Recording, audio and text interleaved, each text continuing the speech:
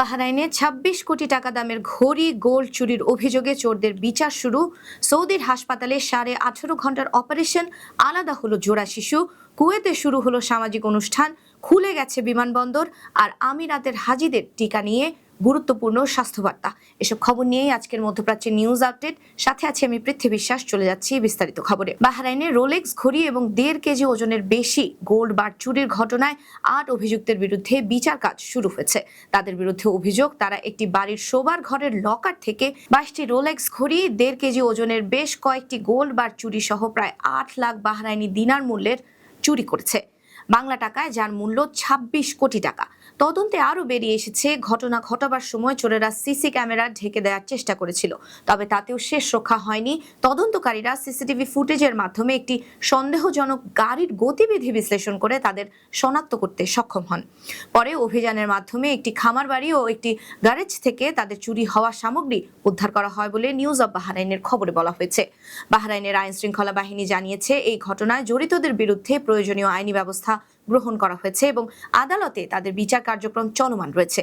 এদের মধ্যে কয়েকজন নিজেদের অপরাধ স্বীকার করে নিলেও বাকিরা আদালতের কাছে রিভিউ আবেদন করেছে। সৌদি আরবে ১৮.৫ ঘন্টার জটিল এক অপারেশন করে জোড়া লাগানো শিশু আলাদা করা হয়েছে। বিষয়টি সারা পৃথিবীতে বিরল এবং এই ঘটনাকে সৌদি ডাক্তারদের তাক লাগানোর সাফল্য হিসেবে বিবেচনা করা হচ্ছে।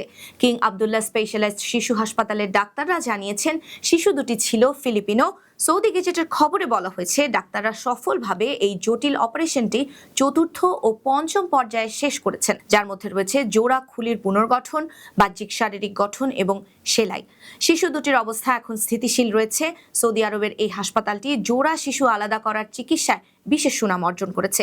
এর আগেও এমন জটিল জোড়া শিশুর অপারেশন করে সাফল্য অর্জনের রেকর্ড রয়েছে সৌদির ডাক্তারদের। কুয়েতে আবারও সামাজিক অনুষ্ঠান চালুর অনুমতি দেওয়া হয়েছে। দেশটির স্বরাষ্ট্র মন্ত্রণালয় জানিয়েছে, ২৪ এপ্রিল শুক্রবার থেকে বিয়ে, সামাজিক অনুষ্ঠান এবং থিয়েটার প্রদর্শনী আবার শুরু করা যাবে। কর্তৃপক্ষ বলছে, দেশের নিরাপত্তা পরিস্থিতির উন্নতি হওয়ায় এই সিদ্ধান্ত গৃহীত হয়েছে। এর আগে সাময়িকভাবে এসব অনুষ্ঠান ও জমায়েত সম্পূর্ণ নিষিদ্ধ ঘোষণা করা হয়েছিল। এমনকি খোলা ময়দানে ঈদের জামায়াতও পড়ার অনুমতি দেওয়া হয়নি। তবে এখন কুয়েত সরকার জানিয়েছে, সামাজিক অনুষ্ঠান ও কার্যক্রম পুনরায় চালুর পাশাপাশি জননিরাপত্তা নিশ্চিত করাও তাদের প্রধান লক্ষ্য। এদিকে দীর্ঘ সময় বন্ধ থাকার পর কুয়েত আন্তর্জাতিক বিমানবন্দর ধাপে ধাপে পুনরায় চালু করার পরিকল্পনা নেওয়া হয়েছে। দেশটির বেসামরিক বিমান চলাচল কর্তৃপক্ষ জানিয়েছে, পরিস্থিতি বিবেচনায় রেখে ধীরে ধীরে ফ্লাইট কার্যক্রম শুরু করা যাবে। প্রাথমিকভাবে আগামী ২৬ এপ্রিল রবিবার থেকে সীমিত আকারে ফ্লাইট চালু হতে পারে। প্রথম ধাপে নির্দিষ্ট কিছু গন্তব্যে যাত্রী পরিবহন শুরু হবে এবং টার্মিনাল 4 ও 5 থেকে কার্যক্রম পরিচালিত হবে। সংযুক্ত আরব আমিরাত থেকে ২০২৬ সালের হজে অংশগ্রহণকারীদের মক্কা ভ্রমণের অন্তত ১০ দিন আগে প্রয়োজনীয় টিকা নেবার আহ্বান জানিয়েছে দেশটির সরকার। দেশটির স্বাস্থ্য কর্তৃপক্ষ জানিয়েছে, আগে ভাগে টিকা গ্রহণ করলে শরীরের রোগ প্রতিরোধ ক্ষমতা তৈরি হওয়ার জন্য পর্যাপ্ত সময় পাওয়া যায়, যা হজের মতো বড় জমায়েতে সংক্রমণের ঝুঁকি কমাতে খুবই কার্যকর।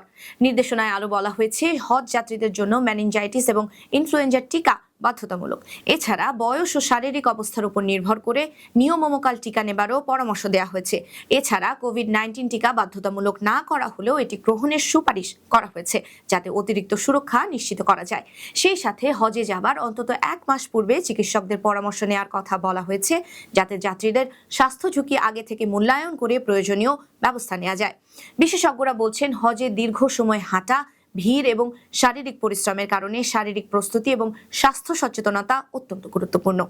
এই ছিল আজকের মধ্যপ্রাচ্যের নিউজ আপডেট। আল্লাহ হাফেজ।